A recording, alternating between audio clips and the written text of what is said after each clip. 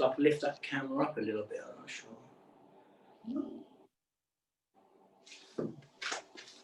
Just saw something out. All right.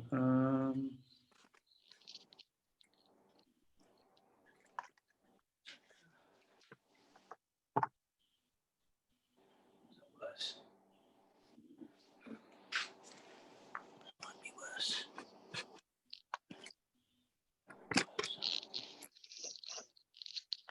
Right, we're live. And Okay. Just watching you. The camera.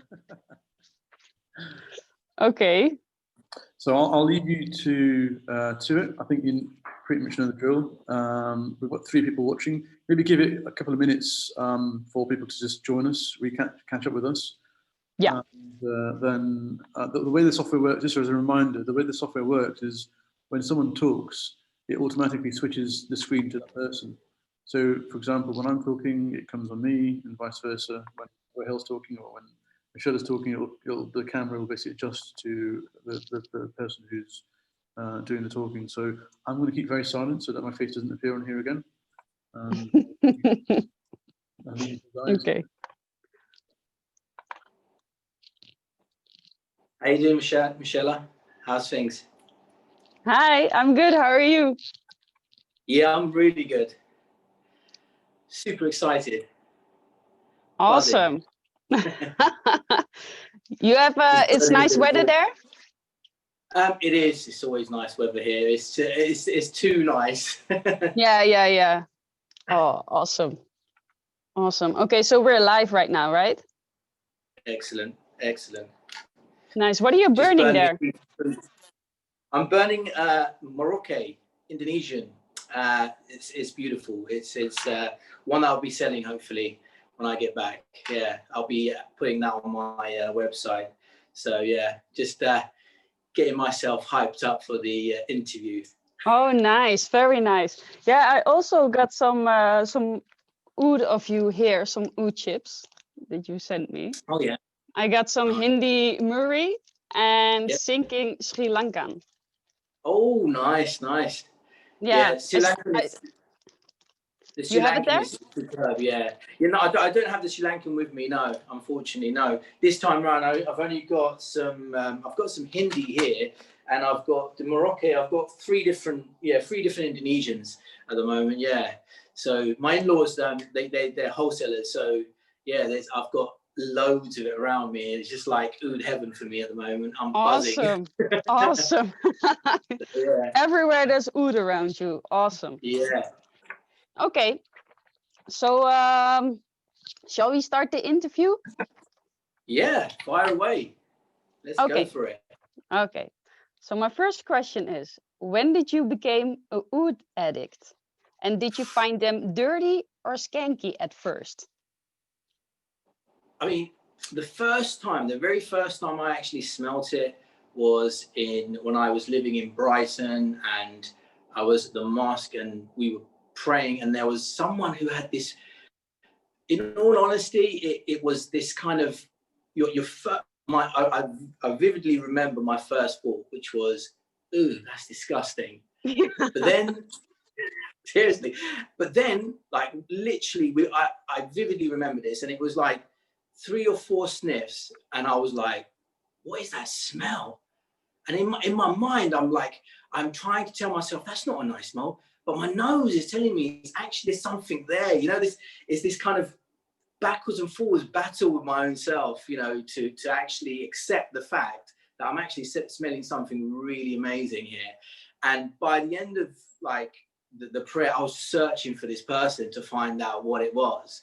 So fast forward, say a couple of years later, and I found myself in my original country where I was born, and yeah, I got introduced to my wife, and her family have been doing for generations. And I remember my mother-in-law coming into the room and fumigating the room. I was thinking, what's she doing? And then she kind of, you know, started telling me about what her family do.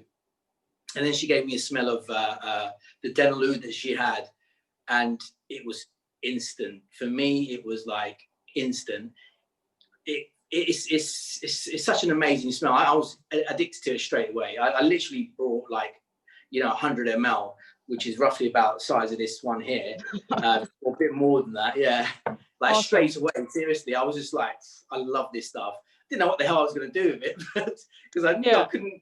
You can't really this is the thing, and at the time, now obviously it's different. In the Middle East, you can get away wearing stuff like this, but obviously in the UK or in Holland, you get a little bit self-conscious, you know what I mean? Yeah. Especially with the the stuff that haven't really been distilled properly, or shall I say, the stuff that's been soaked for too long. They kind of have that aromatic kind of smell, Whereas the stuff that I'm working on at the moment and the ingredients that I'm using, you won't really get so much of that. But then having said that, a lot of perfumers do like the aromatic kind of smell. They really like it for their ingredient, for their perfumes, especially natural perfumers, Yeah, true. Okay, so I have also a oil from you, this one. I don't remember the name, but I like this one because it's not animalic at all. So is this the one then that isn't distilled for a long time, or? Yes. So this one is it's the first distillation of the week sort of thing. So it has more of a kind of top note. So you won't get so much of a base with that one, and that's why it's so floral and light. Papua Archipelago, right? That's the one, wasn't it? Yeah, exactly. Yeah. This one has I didn't get it as first, but you have sent me what it smells like, and it has a banana peel in it. In this one. Yeah, it has a slight green tone to it, which I kind of relate to a banana peel. Yeah, someone mentioned that once to me, and I was like, yeah, that's it. Okay, so that was also a question of mine. So because I was like, how does the smell of banana peel come in there? Is there something you put in, like leaves or anything to the oil to have a different kind of smell, or is this just pure oud? This is pure oud. This is the thing, right? Look, this is my own, right? And some of my videos are going to be coming out very shortly. And like I said, I've been doing it since officially from 2014, where I did my first deal and my first trade with my in-laws.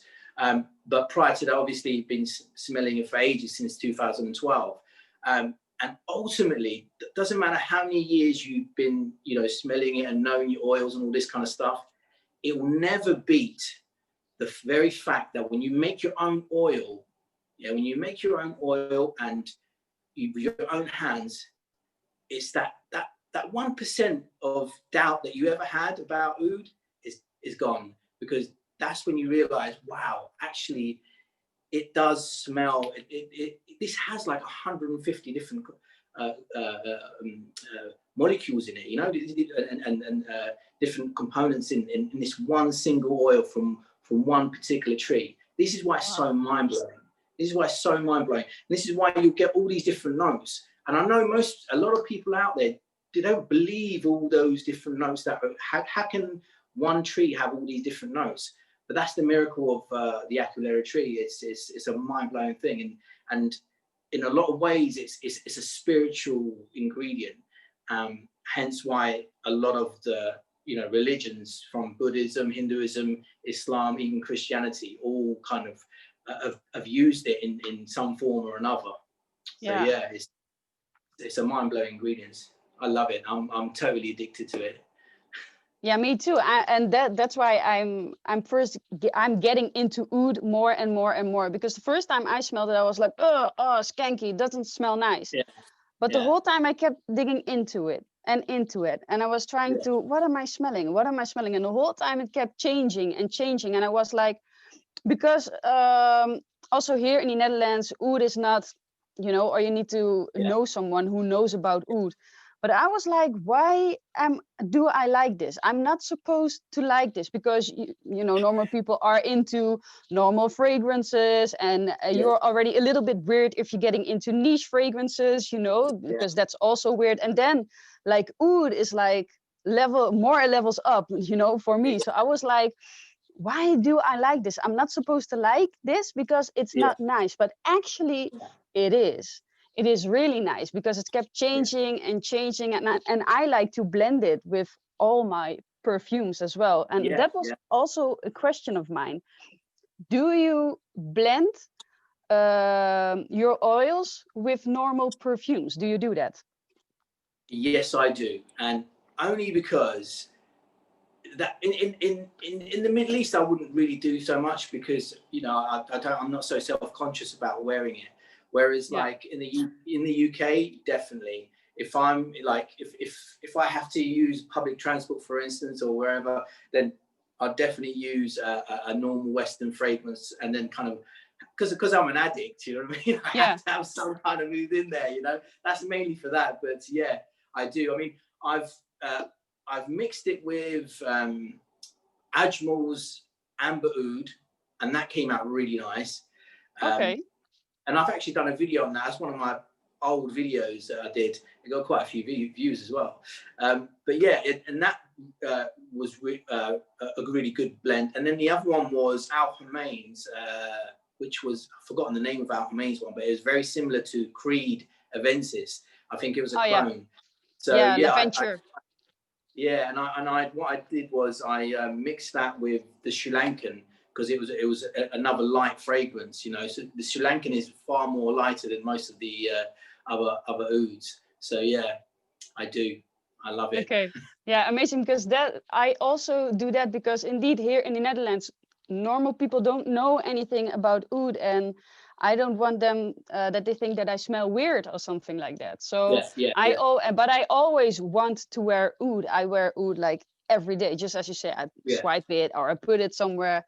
But now I do a lot of blending it. So I put it somewhere and then another fragrance over it, and then people like it a lot. Yeah. Also, if it's with a normal designer fragrances, all these people are asking me like, "Oh, Michelle, what are you wearing? It's amazing." And then I tell them about the oud and the designer one, and then they're like, "Oh, but you make it much better." I'm like, "Yeah, you do." Yeah, I mean, this is why a lot of perfumers love this stuff, because it is something that is super unique, like I said. And the other thing is as well, and this is where nowadays a lot of synthetics are used, and so it's nice to have something natural on your skin as well as something, shall I say, more Western as well, kind of mixing it up just to calm the oud down a little bit. Yeah, definitely agree exactly. Okay, next question. What is your favorite type of oud to wear? What's your favorite type of oud oil? What's your favorite? That all depends on my mood and where I am. Right now, it's the Sri Lankan that I've got, which is it's a mind-blowing Sri Lankan because it's used.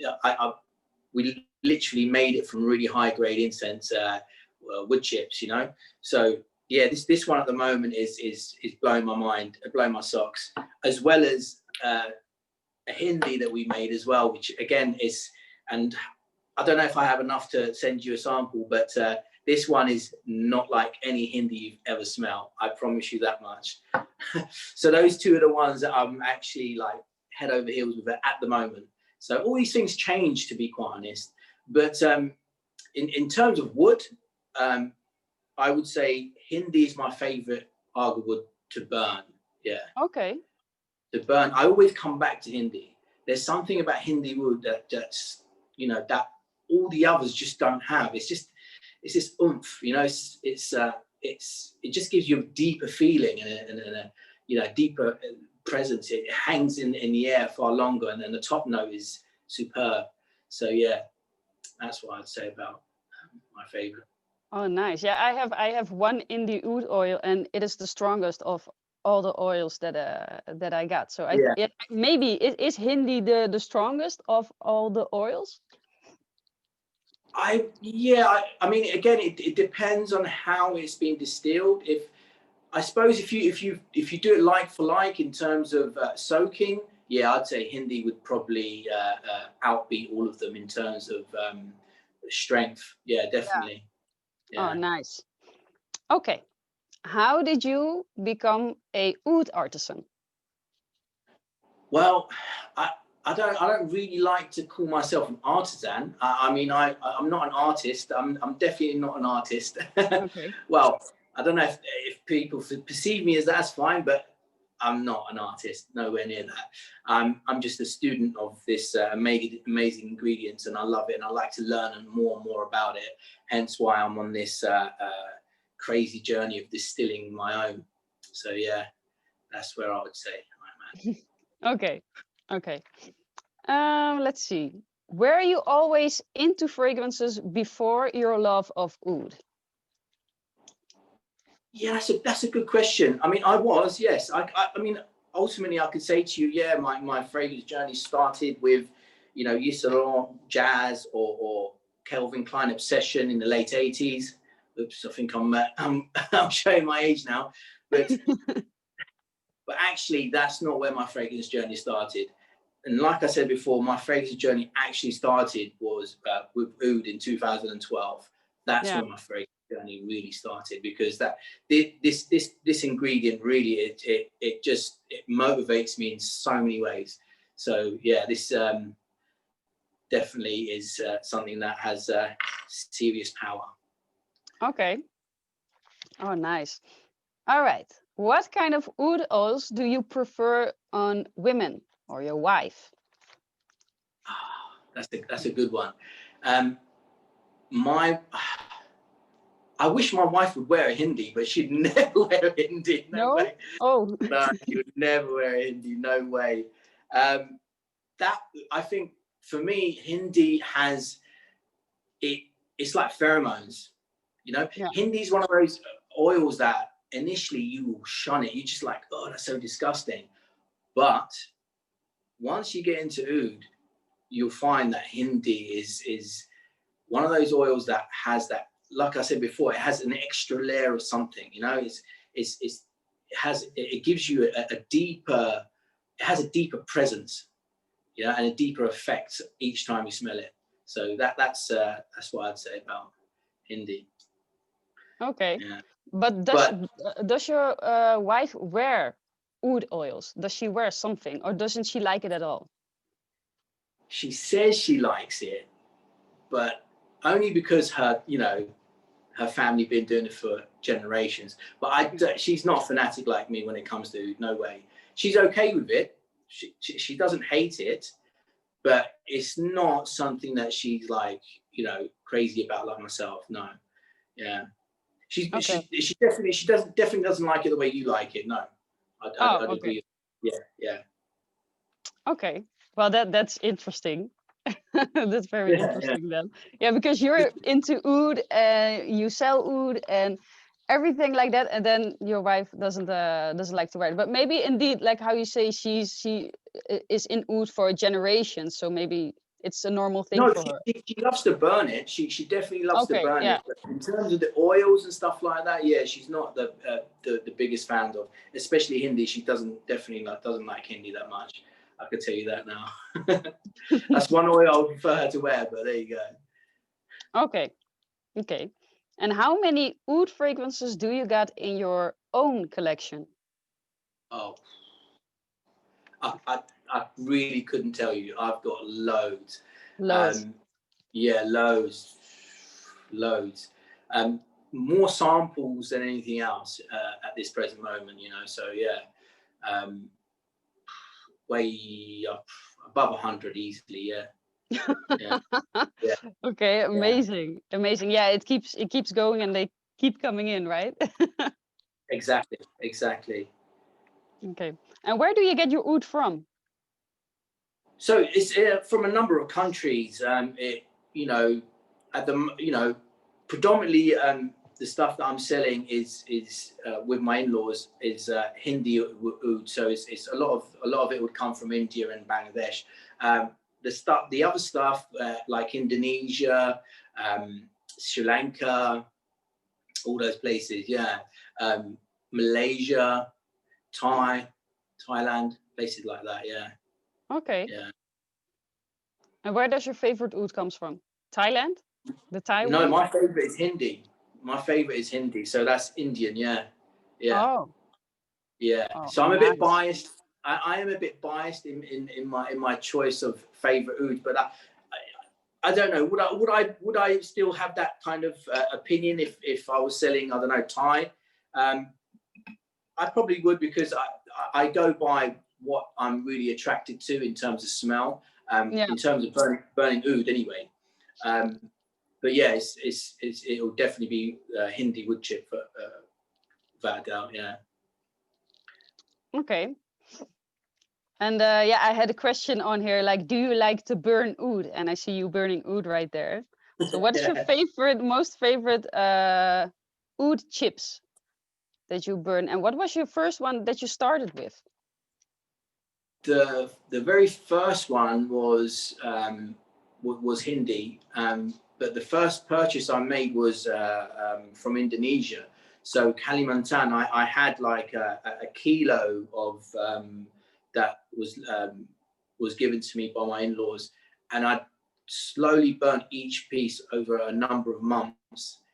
And seriously, to this day, it's still, it's, you know, you can't find a wood chip that is identical to the next. You know, there's always going to be slightly different notes from one to the other. You know, so yeah, it's my first one was Indonesian. Yeah. Okay. Yeah. Okay. Question, but there you go. Okay, yeah, and I had a question in here, but we've already talked about that. Like, in oud oils are sometimes notes like chocolate, banana, or tea, and you said that it really is only the oud from the oud oil from the tree, and that there's actually no chocolate or banana things in there. But how do you get it then? How do you smell that? It, How? yeah, it's again, like I said, it's got 150 different compounds in there. So, you know, ultimately we don't know exactly how these things come about, but it's obviously, it depends on the soil, and you know, depends Yeah, also sometimes on the distillation. But like for instance, um, oud from Bangladesh has this kind of chocolatey note to it, you know, and that also varies again, like I said, with distillation and the types of agar wood. Sometimes you can get agar wood that have been nailed to get infection, to inoculate it with nails, and that can affect the smell as well. So again, it's also depends on the type of inoculation used sometimes. okay. Let's see. Oh yeah, we've also talked about it. Do people like oud where you live, or do you need to teach them about it? Do you teach people about oud where you live? Because I do that in the Netherlands. Do you also do that in the UK with Yeah, I strangers? mean, yeah, absolutely. Like this is one of the main reasons why I started my YouTube channel. It was you know, to actually share the knowledge of oud to people, and my appreciation for it, and really kind of, for me, it's, I just don't understand why people don't like oud. I don't understand why they're not burning it. This stuff is like super amazing for your mental health, you know, for your emotional health, for meditation. It's you know, this is considered a medicine in some of these Eastern countries, you know. Yeah. So for me, it just blows my mind. So yeah, this is I'm you know, big promoter of oud without a shadow of a doubt. Yeah, for many benefits, you know. Yeah, exactly. Nice. Yeah, me too. I'm diving more and more and more into them. It's so amazing. Also, this one that you have sent me, I've never smelled such a thing like that. Well, just today, because I also got the lighter ones like this one, but this was really the first one that was just pleasant at first sniff, and not so hard or animalic at all. So it's very interesting. Okay. Is there a special oud oil you got in your collection that you almost don't want to use because you can't get it anymore? Yeah, there is, Which one? and it's like I've literally got like a tiny bit of it. It's like the bottom of, yeah, it's like the bottom of one of these bottles, and it was Khao Yai one that I purchased when I went to Thailand, which you know, to this day just blew my mind. I mean, Nadeem got to smell it as well, so yeah, he knows the one I'm talking about. There's no way of me getting the same one again. This is the thing about ouds, you know, you get certain batches, and you know, yes, they all kind of have similar smells, but there's each batch is slightly unique to a different batch, you know. So yeah, I'm afraid I won't be able to get that, but I still got it. I still have that kind of, probably about 2 or 3 drops in there, but every now and then I'll have, yeah, have a little dab, you know. So yeah.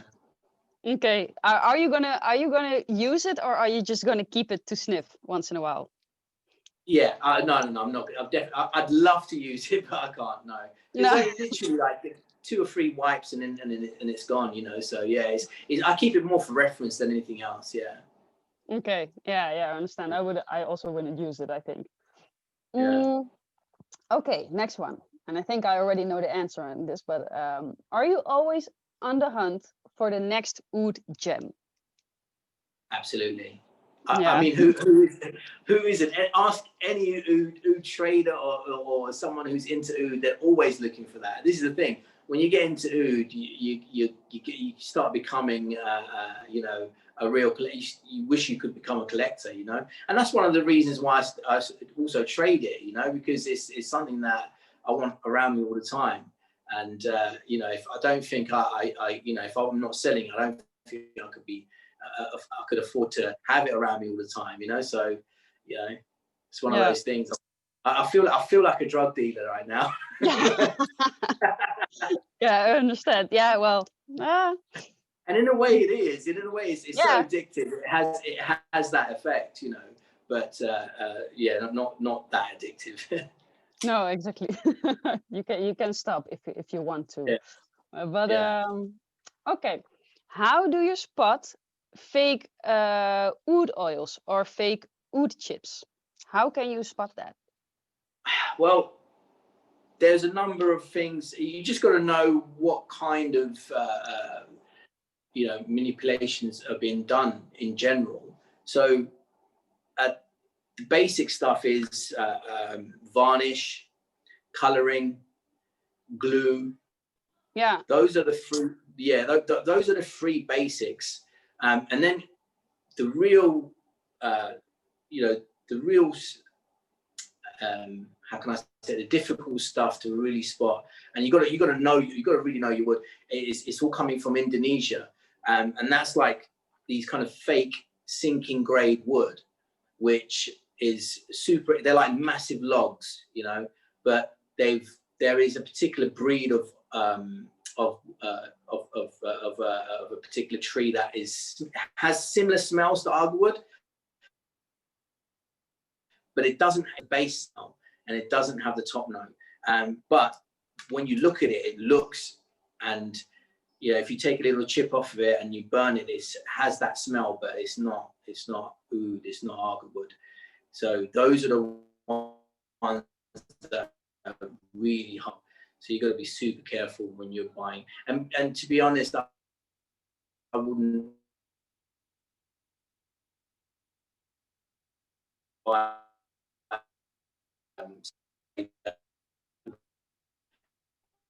I can't hear you anymore.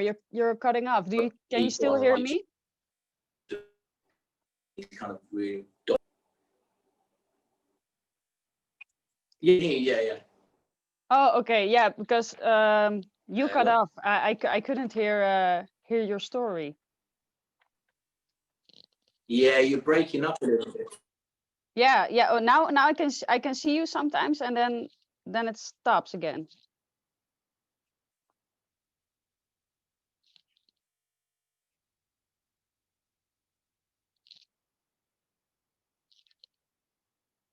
Hello? I'm just going to interject and just say that I think we've run out of time anyway, so it's pretty good timing that the the bandwidth issue started. Did we I could hear in the background because I was talking to Matt and Marcus at the same time while the interview was going on, but I got the impression that it was pretty, you know, the bandwidth was pretty good throughout the interview. I think it's just right at the end that it got a bit funny. Oh, okay, good. Okay, good. So I think we're lucky that we've got anything out of out to Dubai, because I tested the connection yesterday and it was terrible. It was unusable. So the fact that Rahel managed to stay on for this long and talk for this long is pretty impressive. Yeah, exactly. Yeah, we're also out of time right now, so you're gonna go on to the next one. Yeah, sorry to just interject and come in like this, but I'm trying to keep a tab on time. Yeah, no problem at all. I was also waiting for you to like come. I was like, oh, okay, I'm gonna keep continuing until he comes. Yeah, I want to again, I think on behalf of everyone, really thank you for sort of collaborating with us. Yeah, no problem. I liked it. Yeah, I hope that you've sort of picked up some things about oud maybe that you weren't aware of before. Yeah, I did. I learned a lot today.